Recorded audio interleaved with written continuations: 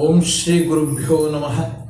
ವಸುದೇವಸುತಂ ದೇವಂ ಕಂಸಚಾಣೂರಮರ್ದನಂ ದೇವಕೀ ಪರಮಾನಂದಂ ಕೃಷ್ಣಂ ವಂದೇ ಜಗದ್ಗುರು. ಪರಾತ್ಪರ ಯೂಟ್ಯೂಬ್ ಚಾನಲ್ನ ಎಲ್ಲ ವೀಕ್ಷಕರಿಗೆ ಸ್ವಾಗತ. ಹಿಂದಿನ ವಿಡಿಯೋದಲ್ಲಿ ಶ್ರೀಕೃಷ್ಣ ಅರ್ಜುನನಿಗೆ ಹೇಳಿದ, ಅಭ್ಯಾಸ ಬಲದಿಂದ ನೀನು ನನ್ನನ್ನು ಸೇರುವಂಥ ಪ್ರಯತ್ನ ಮಾಡಬೇಕು. ಅದಾಗದೇ ಇದ್ದರೆ ಕರ್ಮಗಳನ್ನು ಮಾಡು, ಕರ್ಮಗಳ ಫಲವನ್ನು ತ್ಯಾಗ ಮಾಡೋದಾದರೂ ಮಾಡು. ಈ ರೀತಿ ಯಾವುದನ್ನಾದರೂ ಮಾಡೋದ್ರ ಮೂಲಕ ಪ್ರಯತ್ನಪೂರ್ವಕವಾಗಿ ನೀನು ನನ್ನನ್ನು ಸೇರುವಂಥ ಪ್ರಯತ್ನ ಮಾಡಬೇಕು. ಆವಾಗಲೇ ಅದಕ್ಕೆ ಬೆಲೆ ಬರುವಂಥದ್ದು ಅನ್ನುವಂಥ ಮಾತನ್ನು ತಿಳಿಸಿದ್ದ. ಮತ್ತೆ ಮುಂದುವರೆದು ಈ ಅಧ್ಯಾಯದ 12, 13 ಮತ್ತು 14ನೇ ಶ್ಲೋಕಗಳಲ್ಲಿ ಏನನ್ನು ಹೇಳ್ತಾರೆ ಅಂತ ನೋಡೋಣ. ಶ್ರೇಯೋ ಹಿ ಜ್ಞಾನಮಭ್ಯಾಸಾತ್ ಜ್ಞಾನಾತ್ ಧ್ಯಾನಂ ವಿಶಿಷ್ಯತೆ ಧ್ಯಾನಾತ್ ಕರ್ಮಫಲ ತ್ಯಾಗಃ ತ್ಯಾಗಶ್ಚಾಂತಿರನಂತರಂ ಅಂತ ಹೇಳಿದ. ಸುಂದರವಾದ ಮಾತನ್ನು ಭಗವಂತ ಹೇಳ್ತಾ ಇದ್ದಾನೆ. ಅಭ್ಯಾಸಕ್ಕಿಂತ ಜ್ಞಾನ ಅಂತಕ್ಕಂಥದ್ದು ಶ್ರೇಷ್ಠ, ಜ್ಞಾನಕ್ಕಿಂತ ಧ್ಯಾನ ಶ್ರೇಷ್ಠ, ಧ್ಯಾನಕ್ಕಿಂತ ಕರ್ಮ ಫಲ ತ್ಯಾಗ ಮಾಡತಕ್ಕಂಥದ್ದು ಶ್ರೇಷ್ಠ. ಆ ತ್ಯಾಗದಿಂದ ಕೊನೆಗೆ ಶಾಂತಿ ಅನ್ನೋದು ದೊರೆಯುತ್ತೆ ಅಂತ ಹೇಳಿದ.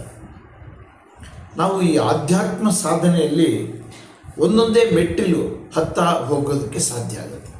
ಒಂದೇ ಸಲ ಉತ್ತುಂಗಕ್ಕೆ ಹೋಗೋದಕ್ಕೆ ಅವಕಾಶ ಇಲ್ಲ. ಒಂದೊಂದೇ ಮೆಟ್ಟಿಲನ್ನು ಹತ್ತುತ್ತಾ ಹೋಗಬೇಕು. ಅದರಲ್ಲಿ ಭಗವಂತ ತಿಳಿಸಿರ್ತಕ್ಕಂಥದ್ದು ಹೀಗೆ: ಅಭ್ಯಾಸ, ನಾವು ಅಭ್ಯಾಸ ಬಲದಿಂದ ಭಗವಂತನಲ್ಲಿ ನಿರತರಾಗಬೇಕು. ಅದರ ನಂತರದ್ದು ಜ್ಞಾನ ಸಂಪಾದನೆ ಮಾಡುವಂಥದ್ದು, ಭಗವಂತನ ಕುರಿತಾದ ಸಮಗ್ರವಾದ ಜ್ಞಾನವನ್ನು ಸಂಪಾದನೆ ಮಾಡುವಂಥದ್ದು. ಅದಕ್ಕಿಂತ ಶ್ರೇಷ್ಠವಾದ್ದು ಧ್ಯಾನ, ಸದಾಕಾಲ ಭಗವಂತನನ್ನು ಕುರಿತು ಧ್ಯಾನ ಮಾಡುವಂಥದ್ದು. ಆ ಧ್ಯಾನಕ್ಕಿಂತ ಶ್ರೇಷ್ಠವಾದ ಯಾವುದು ಅಂದರೆ ಕರ್ಮ ಫಲವನ್ನು ತ್ಯಾಗ ಮಾಡುವಂಥದ್ದು.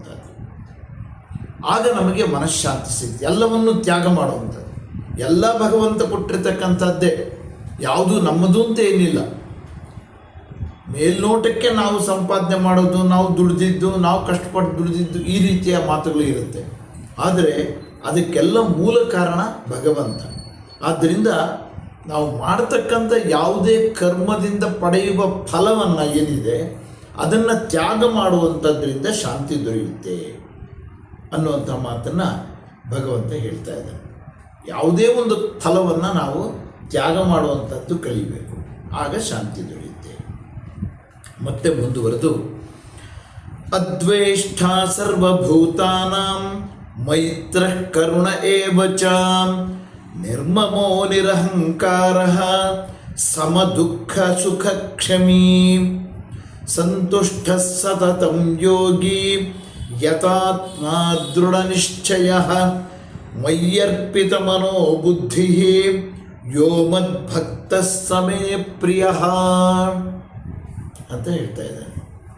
ಇಲ್ಲಿ ನಾವು ಹೇಗಿರಬೇಕು, ನಮ್ಮ ಜೀವನ ಹೇಗಿರಬೇಕು, ನಮ್ಮ ಸಮಗ್ರವಾದಂಥ ನಡವಳಿಕೆ ಹೇಗಿರಬೇಕು ಅನ್ನುವಂಥದ್ದನ್ನು ನಾವು ಈ 2 ಶ್ಲೋಕಗಳಲ್ಲಿ ಕಾಣ್ತೀವಿ. ಏನು, ಎಲ್ಲ ಪ್ರಾಣಿಗಳಲ್ಲಿಯೂ ಕೂಡ ದ್ವೇಷವಿಲ್ಲದೆ ಇರ್ತಕ್ಕಂಥವನು, ಭಗವಂತನಿಗೆ ಪ್ರಿಯನಾದವನು ಯಾರು ಅನ್ನೋದನ್ನು ಇಲ್ಲಿ ಒಂದೊಂದಾಗಿ ಹೇಳ್ತಾ ಇದ್ದಾನೆ. ಎಲ್ಲ ಪ್ರಾಣಿಗಳಲ್ಲಿ ದ್ವೇಷವಿಲ್ಲದವನು, ಎಲ್ಲರಿಗೂ ಮಿತ್ರನಾದವನು ಮತ್ತು ಕರುಣೆ ಉಳ್ಳಂಥವನು, ಅಹಂಕಾರ ಮಮಕಾರಗಳಿಲ್ಲದೆ ಇರತಕ್ಕಂಥವನು, ಸುಖ ದುಃಖಗಳನ್ನು ಸಮಾನವಾಗಿ ಸ್ವೀಕರಿಸಿದಂಥವನು, ಕ್ಷಮಾಶೀಲನು, ಸಂತುಷ್ಟನಾದವನು, ಯೋಗಿಯು ಮತ್ತು ಸಹನಾಶೀಲನು, ದೃಢನಿಶ್ಚಯವುಳ್ಳವನು, ಮನಸ್ಸು ಬುದ್ಧಿಗಳನ್ನು ನನಗೆ ಅರ್ಪಿಸುವವನು ಆದಂಥ ಭಕ್ತ ನನಗೆ ಪ್ರಿಯವಾದವನು ಅಂತ ಹೇಳ್ತಾ ಇದ್ದಾನೆ ಭಗವಂತ.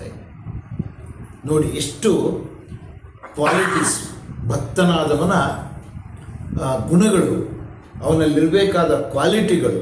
ಭಗವಂತನಿಗೆ ಸಮೀಪವಾಗೋದಕ್ಕೆ, ಅವನಿಗೆ ಪ್ರಿಯರಾಗೋದಕ್ಕೆ ಏನೇನು ಬೇಕು ಅಂದರೆ ಎಲ್ಲ ಪ್ರಾಣಿಗಳಲ್ಲಿ ಪ್ರಿಯರಾದವರಾಗಿರಬೇಕು ಮತ್ತು ಎಲ್ಲವನ್ನೂ ನಾವು ಸಮಾನವಾಗಿ ಕಾಣಬೇಕು, ಪ್ರೀತಿ ದಯೆ ಉಳ್ಳವರಾಗಿರಬೇಕು, ಅಹಂಕಾರ ಮಮಕಾರಗಳನ್ನು ತ್ಯಜಿಸಬೇಕು, ಅದನ್ನು ತೋರಿಸಬಾರ್ದು. ನಾನು ದುಡಿದೆ, ನಾನು ಸಂಪಾದಿಸಿದೆ, ನಾನು ಕಟ್ಟಿಸಿದೆ, ನಾನು ಕೊಡಿಸಿದೆ, ಇವೆಲ್ಲ ನಮಗೆ ಮೇಲ್ನೋಟಕ್ಕೆ ಕಾಣುವಂಥ ಒಂದು ಅಸಹಜವಾದಂಥ ಮಾತುಗಳು.